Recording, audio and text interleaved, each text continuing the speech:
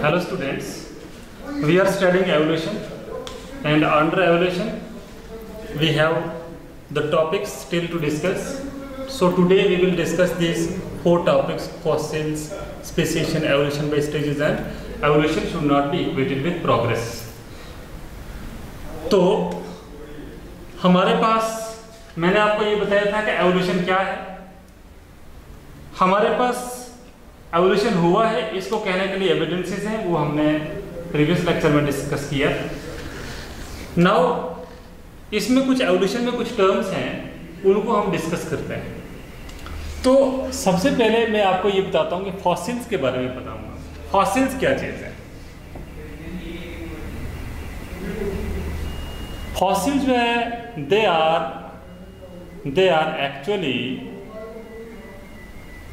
that remains of organisms which were present on the earth in remote past। बहुत पहले की बात है कि वो ऑर्गेनिज्म प्रेजेंट थे, लेकिन अब जो है वो नहीं है, या तो अब हैं भी तो हमें उनके डेड रिमेन्स मिलते हैं। तो डेड रिमेन्स किसकी फॉर्म में हो सकते हैं? फॉसिल जो है कोई फेदर हो सकता है, हो सकता है, कोई बोन हो सकती है, कोई हेयर हो सकता है, कोई लीव्स हो सकता है, कोई सीड कोट हो सकता है। समझ लो कि बहुत सारी चीज़ें जो है हमारे पास। आपको ये पता है कि हमारी बॉडी पेरिशेबल है। हमारी बॉडी जब अर्थ में जाती है तो इसको माइक्रो ऑर्गेनिज्म डिकम्पोज करके सड़ा देते हैं, ठीक है। तो ऑक्सीजन की प्रेजेंस में डिकम्पोजिशन हो जाती है लिविंग बॉडी की, और that living body decomposes into the organic matter and organic matter remains in the soil. इसी तरह से लेकिन कुछ चीज़ें ऐसी हैं हमारी बॉडी की जो टाइम लेती हैं डिकम्पोज होने में, तो उनको काफ़ी समय लगता है डिकम्पोज होने में, इसलिए ऐसी चीज़ें हमें मिल भी सकती हैं। या तो हमारे अर्थ पे कुछ ऐसी कंडीशंस भी हैं जहां ऑक्सीजन की अवेलेबिलिटी बहुत कम है, और जहां ऑक्सीजन की अवेलेबिलिटी है ही नहीं, या जहां ये सारे डिकम्पोजिशन रिएक्शन हो नहीं पा रही हैं। जहां पे ये नहीं हो पाएगी तो वहां पे क्या होगा, जो हमारा लिविंग ऑर्गेनिज्म अगर उसमें अटक गया होगा, फंस गया होगा, मर गया होगा, तो वो फिर से हमें जो है वो दिख सकता है, हम उसको मिल सकता है और हम उस पर स्टडी कर सकते हैं।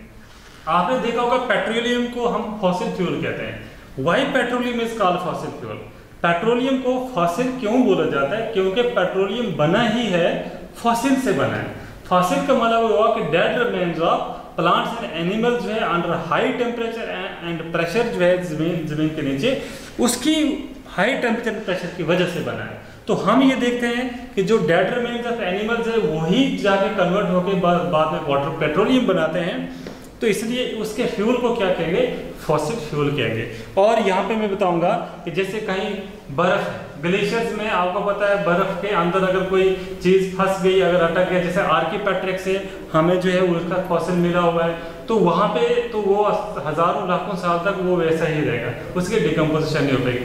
जैसे कोई पत्ता है, बहुत ज़्यादा कीचड़ जो है दलदल में फंस गया, तो वहाँ पे भी आपको पता ऑक्सीजन नहीं होती है, तो वहाँ पे भी इसकी डिकम्पोजिशन नहीं होती है। तो ये सारे के सारे फॉसिल जो है हमें वहाँ से मिलते हैं। फॉसिल बनते कैसे हैं, इसके लिए थोड़ा प्रोसेस है, वो तो आपको पढ़ना नहीं है इसमें, वो हायर क्लासेस में पढ़ोगे तो। लेकिन इसमें देखो कभी कोई ऐसी चीज़ आती है दोनों रॉक्स के बीच में रह आ जाती है, तो अंदर इधर उधर से हवा बंद हो जाए, रॉक्स के बीच में रहेगी।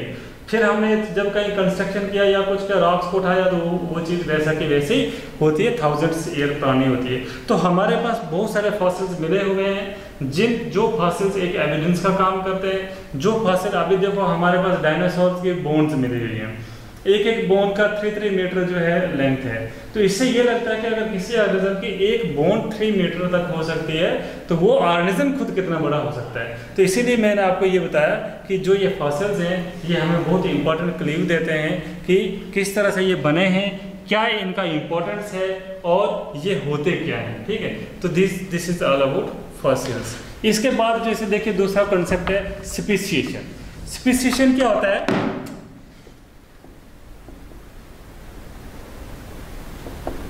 It is a group of group of individuals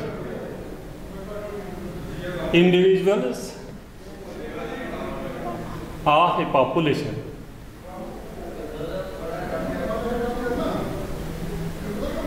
group of individual बस लगे which can breed among themselves to produce fertile offsprings।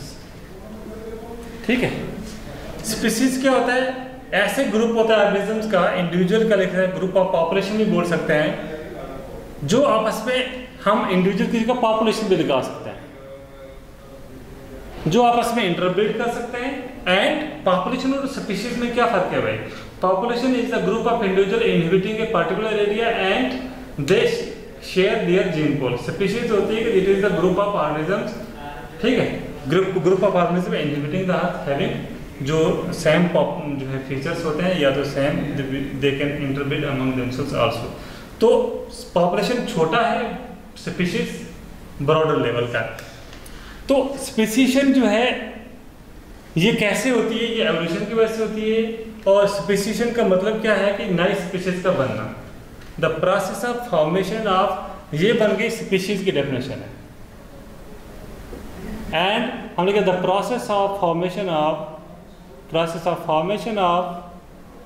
Of new species from pre existing ones is called speciation। पहली वाली species से नई species बनेगी तो उसको क्या कहते हैं? स्पेसिएशन कहते हैं। ठीक है, तो this is the definition of speciation. आपको इसको देखना है कि स्पेसिएशन क्या होता है। स्पेसिएशन का मतलब होता है नई स्पीशीज का बनना। ठीक है, now after that evolution by stages. देखिए एवोल्यूशन बाय स्टेजेस में हम पढ़ते हैं एवोल्यूशन ऑफ आई,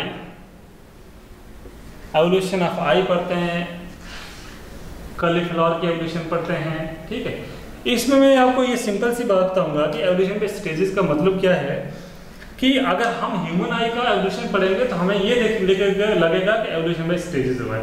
स्टेजेस का मतलब क्या है कि जैसे सबसे पहले हम देखेंगे कि जो फ्लैट वॉर्म्स है, ठीक है, फ्लैट वॉर्म्स में जो आइज थी ना वो रूडिमेंट्री आइज थी।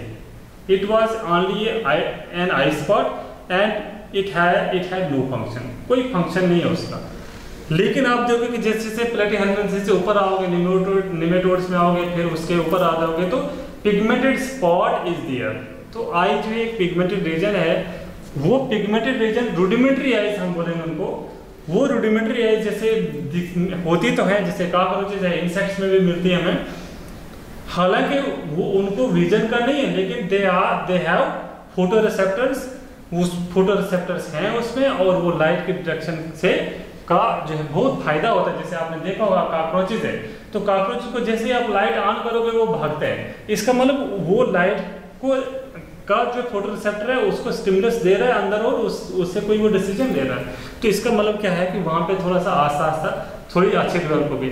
इसी तरह से जब आप थोड़े ऊपर हायर ऑर्गेनिज्म में आओगे तो आइज का आपको दिखेगा कि आइज जो है आस्ता आस्ता थोड़ी डेवलप होती जाएगी। पहले रूडिमेंट्री थी, उसके बाद थोड़ी नॉन फंक्शन है, फिर आस्ता आस्ता जो है ह्यूमन बीइंग में देखोगे या दूसरे एनिमल में देखोगे the eyes are functional. And eyes जो है बनी फाइनली जो है हमारा ब्रेन का एक पार्ट से बनी है।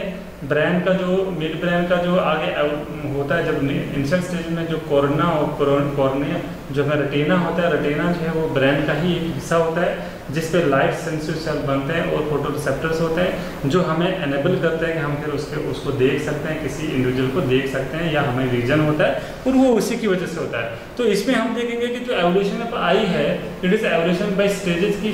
शुरू में हम देखते हैं कि कोई भी चीज़ हमारे पास डायरेक्ट नहीं आई है, कहने का मतलब ये है। जो हमारा नोज बना है वो भी अगर हमारे एंसेस्टर्स में देखा जाएगा उसकी शक्ल कुछ थी, उसकी फिर आस्ता आस्ता मॉडिफाई होके आज तक ये पहुंचा है। आइज का भी मैं बताऊंगा, आइज शुरू में कुछ थी, फिर आस्ता आस्ता इम्प्रूव होने के बाद इम्प्रूव होते होते आज जो बहुत ज़्यादा जो कॉम्प्लेक्स ऑर्गेनिज्म जो है हम ह्यूमन बीइंग है उनमें आइज़ का फंक्शन को आप अच्छी तरह से जानते हो कि आई आज की कैसी है। So this is called evolution by stages.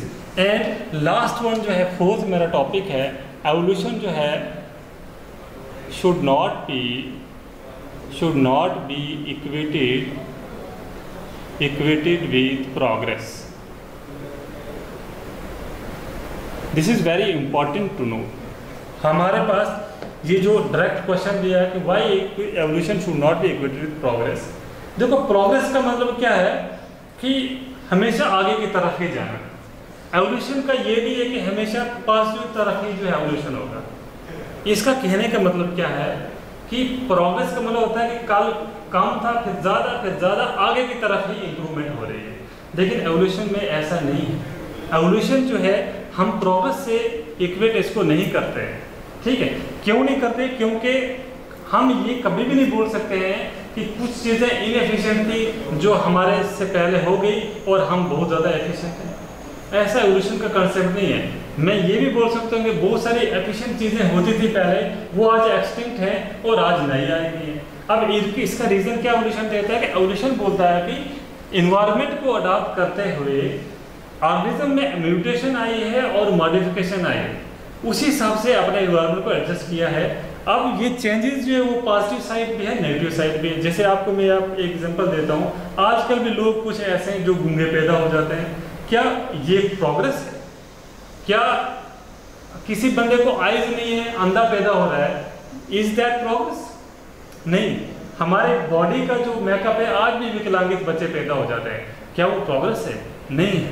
इसका मतलब एवोल्यूशन को हम प्रोग्रेस से इक्वेट नहीं कर सकते। हम ये कह सकते हैं कि एवोल्यूशन जो है वो इन्वायरमेंट के हिसाब से और अंदर जेनेटिकली जो मॉडिफिकेशन है, जेनेटिकली जो है जो चेंज आने की वजह से एवोल्यूशन हुआ है, जिसमें वेरियस लाइंस पे ऑर्गेनिजम्स इधर उधर जाके अडॉप्ट किया है। अडॉप्ट करने के बाद वो हैबिटेट के बेस पे उन्होंने अपनी ऑर्गन्स को मॉडिफाई करते हुए इन्वायरमेंट के साथ जो है कंपटीशन करने के बाद जो अपने सराउंडिंग की स्पीशीज है उनके साथ कंपटीशन करने के बाद वो सभी ऑर्गेनिज्म एग्जिस्ट कर रहे हैं और एग्जिस्ट करने जो है कर रहे हैं, तो हम समझते हैं कि ये एवोल्यूशनरी जो है एवॉल्व हो गए, ठीक है। तो डार्विन ने भी बोला था, बोला था कि सर्वाइवल ऑफ द फिटेस्ट। जो सर्वाइव कर रहा है तो वो वही करता है कि फिटेस्ट, लेकिन बाद में उसने उसकी जो थ्योरी है वो भी चेंज हो गई थी।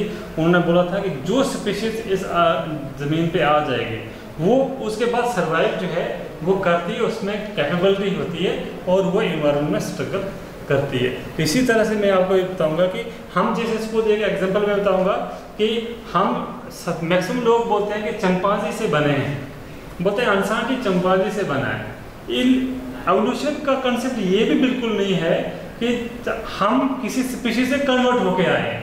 अगर हमारा ऐसा कंसेप्ट होता तो वो स्पीशीज तो फिर रह नहीं थी। अगर हम चंपांजी से ह्यूमन बीइंग बने तो क्यों चंपांजी हैं आज, वो जो चंपांजी है वो क्यों नहीं ह्यूमन बीइंग बन गए? इसका मतलब ये था कि जो पहले वाली स्पीशीज हैं वो सारी खत्म हो जाती और नई स्पीशीज में कन्वर्ट हो जाती।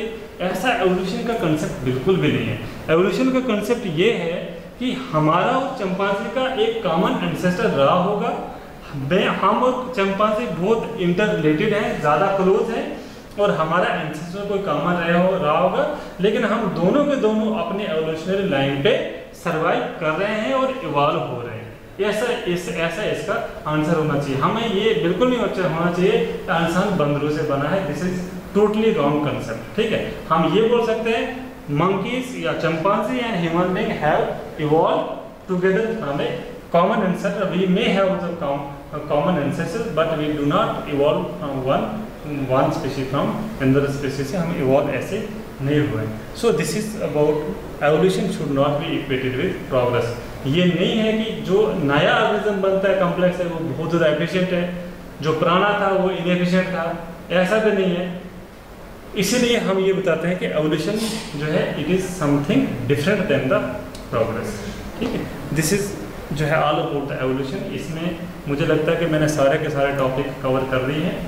एक इसमें हो सकता है कि जो इंडस्ट्रियल मेलेनिज्म का कंसेप्ट शायद उसमें दिया हुआ होगा आपको। इंडस्ट्रियल मेलेनिज्म में जो कंसेप्ट है तो आप देखेंगे, अगर उसका हुआ तो मैं बाद में एक लेक्चर दे दूंगा। और एवोल्यूशन ऑफ कॉलीफ्लावर है या हॉर्स है तो वो है या नहीं है उसको आप देख लेना, लेकिन इसमें जो मेन टॉपिक है मैंने इसके कंप्लीट कर लिए हैं, ठीक है।